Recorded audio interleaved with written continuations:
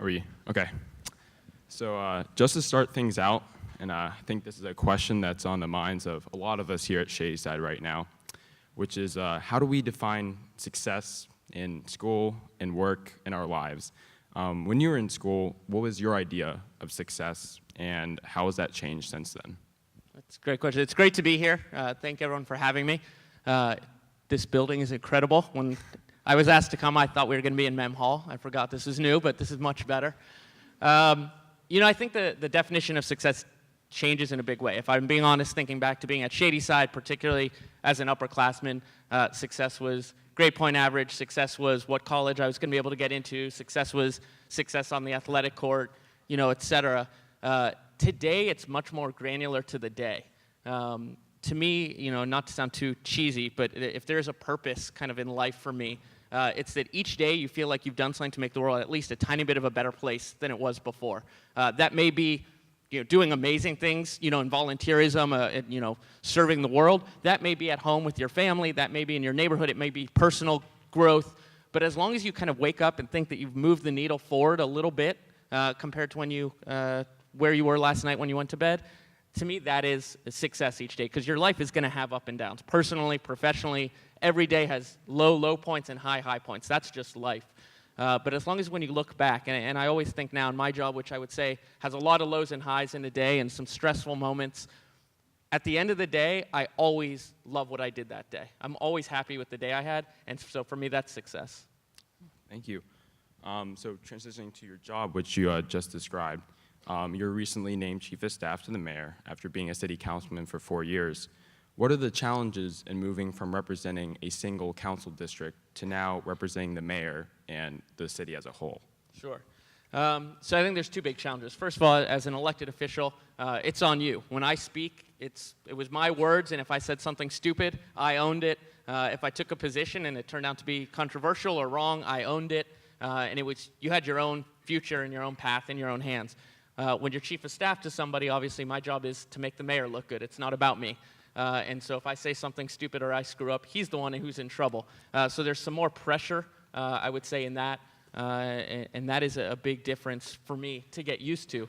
And the other thing, and how many people here live in the city proper? Okay, so it's a pretty good number. So, and everyone will relate to this, but especially to those of you that live in the city. So I represented Shady Side, Squirrel Hill, Point Breeze, Oakland. It's a pretty district of high educational attainment, significant wealth, very different problems than other parts of the city. And so my mind oftentimes was on issues that were important to my district, things like pedestrian safety, things about the creep of the universities and hospitals into neighborhoods, traffic, things like that. Today I spend much more of my time on issues that are threatening the entire city and the region, the opioid crisis, homelessness, veteran mental health, crime, things like that thankfully weren't as big an issue in my district, but citywide are real challenges we face every day. All right. And you talked about citywide challenges, and I think one of the challenges you might be facing now is differences and divisions between federal and local policies, right? On immigration, the environment, use of marijuana, for example. The Trump administration has recently threatened to cut funding to cities, even going so far as to suggest prosecuting city leaders who disagree with them. The Department of Homeland Security did that last week. How do you deal with these tensions when you're still trying to solve those problems you just described in the city? Yeah. So the Mayor Peduto is actually in D.C. right now. He's at something called the U.S. Conference of Mayors, and they were supposed to be in the White House this week for some meetings about infrastructure, and the president announced he was threatening to arrest mayors for their position on immigration. So the mayors didn't go to the White House. Usually you're not going to go meet with someone who's going to arrest you. So we changed plans. It's incredibly frustrating. Let me say this, first of all, and this is not being partisan. Mayors are the people leading this country, Democrats and Republicans. There's great Republican mayors. There's incredible Democratic mayors. That's where work still gets done, and I think that's because at the local level you have to. You see your constituency in the grocery store or on the street corner. And second of all, government has to work. We can't shut down. I have to remove snow. I have to pick up garbage. You call 911, I have to show up. These aren't things that you can stop because of partisan bickering the way D.C. just stopped last week and seems to do every few years now. So when it comes to issues, we don't even expect leadership anymore. Whether it is equality issues, whether it's the environment and the Paris Climate Accords, whether it's immigration and protection of dreamers and refugees, the assumption now is just DC is going to fail us. And that was sadly relatively true in the last administration as well, because partisanship has ruined it. So we just look for where cities can lead, where we can work together city to city, and kind of ignore DC. The sad part about that is they have the money. It's just true. DC is where the money is. So when I talk about funding for infrastructure and changes, I need them, and there's nothing coming out. So you mentioned the Paris Climate Accords, right? When Trump pulled out of the Paris Climate Accords, Mayor Peduto responded by committing Pittsburgh to a plan that would put us on 100% renewable power by 2050. So that really seems like an ambitious plan. What is the city doing now to achieve the mayor's goal, and how do you get residents excited about getting involved in this pretty long-term vision? Sure. So first of all, I'll comment on this. So when President Trump made the announcement, and he said, I was elected to represent Pittsburgh, not Paris. You can imagine my phone blew up really quickly. And I called the mayor to let him know what had happened. And the mayor tweeted right away. No thought, no communications director planning it, nothing like that. Just what are the 140 characters that come to mind? Send. And I believe he was retweeted. Now we're at like 130,000 times. One of the most popular tweets out there. And first of all, for a staffer who spends his life thinking about every word and where he should be and what he should look like, the most popular thing he ever did, he did by himself in the back seat of a car in 140 characters. Makes me wonder why I'm there. But that aside, it is an ambitious goal, but we need to be ambitious for obvious reasons that I won't waste our time explaining why climate change is real and the threat to all of us. It starts again at the local level. So it's the small things we can do. We're shifting our fleet to electric vehicles. We're retrofitting 34,000 streetlights in the city to LEDs. We have a study out right now about can I put solar panels on all my parking garages to take every parking garage off this network. Things like that are the starting points. And then you take it out into the community. How can I make sure that your house, your neighbor's house, one by one is starting to move towards renewable opportunities?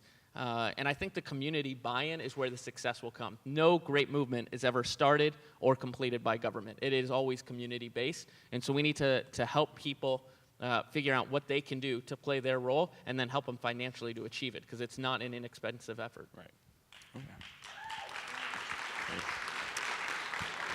Okay.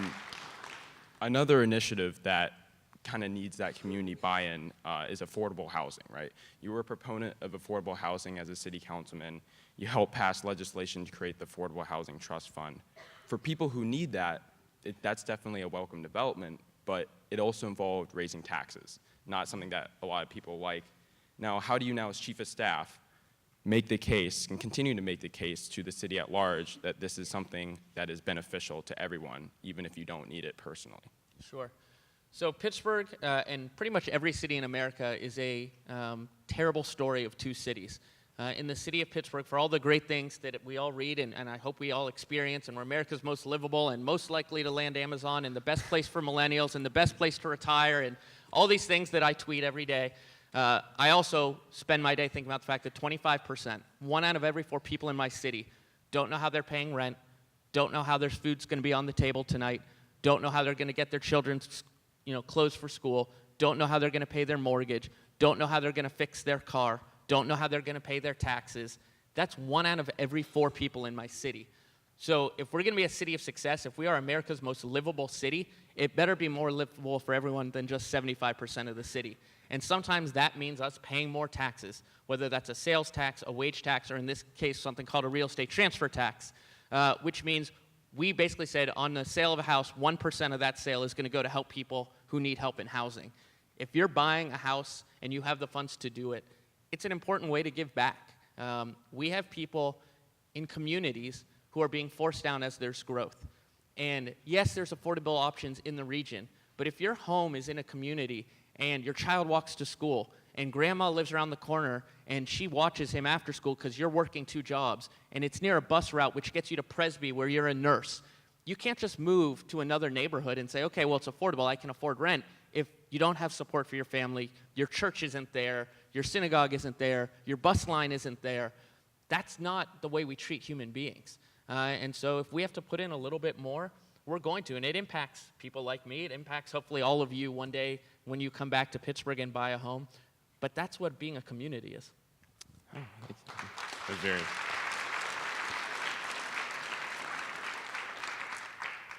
In that answer, you mentioned Amazon, and as you know, Pittsburgh is now a finalist. There may or may not be non-disclosure agreement. Okay. As a finalist for the HQ2 location, if Pittsburgh wins the bid, the project has clear economic benefits for the city. That's why we're doing it in the first place. But how can the city try to combat the side effects that other cities with major technology companies are located? Side effects like rising housing costs, rising inequality, transportation issues. How can Pittsburgh be different from those other cities in any kind of major development project, whether it be Amazon or something else? Yeah, you just got to go in eyes open. I mean, kind of thankfully for Pittsburgh, we were late to the party, so we can learn from cities like San Francisco, Portland, Seattle, Austin, Denver, DC, Boston, New York, Chicago, places who have experienced it. So you go in knowing what the threats are, and you prepare for it. Look, Pittsburgh used to be 730,000 people. Today it's 304,000 people. It's 55 square miles. It's 1,200 miles of roads. And I'm doing all of that, by the way, not to bore you guys with details, but 50% of the people in the city pay no taxes, and 40% of the land pays no taxes. So I'm trying to run a city that was built for twice as many people, and half my population and property basically aren't paying taxes. If I'm going to invest in water, fixing our lead issues, fixing infrastructure, if I'm going to pave our streets, if I'm going to have enough plows on the street so I remove snow a lot better than I did 2 weeks ago, I can admit when I fail. We need to have a tax base. And if we're going to have a tax base, it means bringing in new jobs and bringing in new growth. We can't say Pittsburgh's going to do all these things and invest in things like affordable housing and universal pre-K and renewable energy and all of the great initiatives we have and do it without a growing tax base. So always fighting growth and fighting economic development and fighting new development doesn't make sense. It's not pragmatic policy. But what you can do is go in and start to think about how do you protect these areas. So let's just say Amazon were to choose Pittsburgh and they were to choose the El Mono site in Hazelwood, which is certainly an option that's on the table. How do I make sure that Hazelwood stays, the community can be also for people who have lived there for 35 years? You can invest part of the tax incentives into the community. You can commit to affordable housing construction there today so that when Amazon might come in the future, it's already existent. You can do zoning overlay zones. There's a lot you can do about it. You just have to go in eyes wide open to what the threats are and prepare to take action. If you deny it, you're going to fail, but if you also stop growth and you stop economic development, you're going to die as a city. Oh, interesting. Now, going back a little bit to your transition to your job at Chief of Staff, this is kind of what advice would you offer to students for how to make your mark following a very successful predecessor? Filling big shoes, so to speak. Assuming that you believe the first Chief of Staff was Kevin Acklin successful. How do you follow in that person's footsteps? It's a good question, and I do think he was successful. And there are big shoes to fill. You don't try to fill them, is the answer. You put your own fingerprints on things. We're each individuals with our own individualistic characteristics, strengths, weaknesses. For instance, Kevin Acklin was a brilliant lawyer and had that skill. I'm not a lawyer. I'm not even going to try to do that piece of the job. On the other hand, I had 14 years in the legislative side, in church basements, understanding community issues that Kevin didn't have, and I think I'm stronger than him there. So you put your own fingerprint on where your success is, you know where your weaknesses are, and you surround it, and this sounds pretty obvious, you surround yourself with a good team who can fulfill those weaknesses and fill in where you're not going to be able to do it, and you don't ever let yourself be compared to somebody else. There isn't, a greatest at this job, whatever that job is. I don't care if it's chief of staff or doctor. Some doctors are in incredible precision in surgery, and other doctors have great bedside manner. You just have your strengths, and you work with those. And just the last question before we move into a question and answer segment, all the things that you just described, how do you think your Shady Side education has really impacted your life and your career and all these decisions and experience that you just talked about? When I look back on it, and I do this often, it's three things. Three things that make anyone, I think, great in their job, and I don't care what your job is, unless you're a professional athlete, when there's another physical level probably to it. The ability to write, the ability to speak publicly and orally communicate, and the ability to critically think. If you can do those 3 things, I can take anyone in this room who can do those 3 things and drop you in City Hall tomorrow with no background in political science or anything else. I can take any of you and drop you at McKinsey as a consultant or whatever it is. You got to write, you got to be able to speak, and you've got to be able to critically think and problem solve. There's a kind of urban legend, well, it's not an urban legend because it's true, but out there in consulting of an interview question. And the first time you get it, it completely catches you off guard. And there's different versions of it, but basically it's how many tires are there in New York City? And of course, no one knows the answer. There is no answer to that. The point is, if I give you a problem that sounds impossible to figure out, I want to see how you think through it. Can you start to break down, okay, four tires per car, but then there's buses and 18-wheelers have more, and then there's cabs, and how many people actually own a car, and you start breaking it down. That's being able to problem solve. Because in life, every day at work, you're going to have a problem that your first reaction is, holy crap, that's impossible, I can't do it. Work your way through it. And Shady Side taught me those 3 things, and particularly, I had many amazing teachers here and many amazing classes, but I look back to what I learned from Dr. Satula in philosophy at Shady Side as setting the groundwork for everything I learned about how to problem solve and work my way through something. Well, thank you. And I think if we want to open the floor up to questions for Mr. Gilman, that would be going to this time. We have a question right here. I have a question about the statement you made about Trump threatening to arrest mayors. It was my understanding that Trump threatened to arrest mayors of sanctuary cities because they were breaking the law. So the question, the question was about my statement about Trump threatening to arrest mayors, and that it was mayors who are mayors of sanctuary cities which break the law. So a couple things. Sanctuary city isn't, you are correct in that that was his statement. The problem is there isn't a definition, number one, of a sanctuary city. It's not an actual thing. Every city that has policies around immigration, whether it's Philadelphia, San Francisco, Pittsburgh, et cetera, has very different policies, and that's largely around what they're allowed to do or not to do. So you have to define what that is, first of all. And second of all, I challenge you that what policies, at least I'll speak for Pittsburgh knowing it, there is absolutely nothing in our policy that even vaguely violates federal law, and that's confirmed by all the lawyers we've worked with to draft our policies. He may not like it, but the federal government doesn't get to tell cities what they have to do, and as long as we're not interfering with them, which we don't do, it's not illegal, and having presidents that threaten to arrest mayors, whether any party, I think is a scary path in a democracy. But you are correct, I should be clear, the threat was specifically mayors of sanctuary cities, not any mayor in general. That is true. I was curious on how much the LGBTQ plus community has played into that, especially in Pittsburgh. So what is your experience working with communities like that and that community specifically? Sure. I think one of the great things about Pittsburgh is how strong different communities are, whether it's around sexual orientation, gender identity, ethnic background, religious background. We have really strong communities.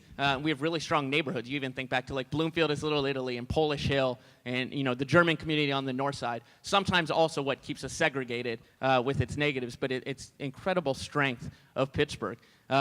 In particular, the GLBT community, I think the thing I probably say I'm proudest of the city in my 4 years was the fact that the Human Rights Campaign gave us a perfect 100 score on their equality ranking because we've been able to work together. Because again, it's not my job, nor will it ever work where City Hall tells you what the issues are. I have to listen to people within the community about what the challenges are. I sponsored legislation that banned conversion therapy on minors in the city of Pittsburgh, because of what I was hearing from the community, from particularly homeless or formerly homeless youth members of the GLBT community and what they faced in life. And so that voice and strengthening it and saying, look, the doors of City Hall are open. When you have an issue, come and tell us and we will fight with you is success, in my opinion. And it has worked really well in Pittsburgh with the GLBT community.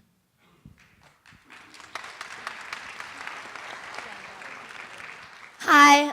So you and Nick spoke a lot about sort of like gentrification in Pittsburgh and involuntary displacement that comes along with that. And you talked about some like potential solutions to combat that involving taxes and those sorts of things. But my question for you is, how do you think the private sector can collaborate with local government to solve these problems, like in terms of like for-profit development companies, and sort of what sort of role will they play in solving this problem? It's a great question. Corporations need to have a sense, whether mandated or not, of social responsibility. And it's what they, quite frankly, have had in the past. If you look at Pittsburgh, look at the money still here from Heinz, Hillman, Mellon, et cetera, all these companies and families that made great wealth and have invested back in buildings like this and done incredible things to the city. We've lost that in this country. You don't see it at that level anymore. Certainly some companies do, but I think they see it as, if I just write a check to the ballet or the opera or the Parks Conservancy, all great causes, that's my responsibility. And I think we need to demand that it goes further into social responsibility, and that's taking care of your employees. If you pay good wages, then it doesn't fall on us to have to worry so much about affordable housing. If you invest your dollars back into the community where you're making your profits from, then you don't have to worry about it in the same way. And I think, quite frankly, it's going to be mandated by the workforce. The millennial generation, which is now the largest generation in America, has a much greater sense of social and civic responsibility than any generation in American history. And you're not going to be able to go hire somebody if you're not doing it. So there are very practical things, like our banks should be investing more of their community reinvestment dollars that they're federally mandated to spend in affordable housing. That is something very practical, and it's being done. PNC is doing it in Cleveland. It's being done in cities, but we could do more of that here. But more than anything, it's taking a sense, if you're a big corporation, of investing in your workforce in your community, because it's your strength, and it actually will only help you become a stronger company that is more profitable if you're attracting the right workforce and the community around you is strong. PNC Bank, I think, when you look at what they did downtown, started to invest in some buildings, some areas of downtown that 10 years ago were not, they weren't necessarily safe, they weren't attractive at night. And it was a win-win. It was good for the city. It really has helped to transform downtown, but it was good for them as well. And I think you can find that. And I will say that my policy position will always be on anything that there's 3 Ps: profit, people, and planet. If you take care of the planet, and that means everything from energy efficiency to traffic to light pollution, et cetera. Take care of the people. Pay your workers well, pay the people that build your building well, worry about the neighbors who are already there, that you're not ruining their community, then you should profit. I am a capitalist. I do believe in business success, but you got to deliver on the other 2 Ps to do it. All right.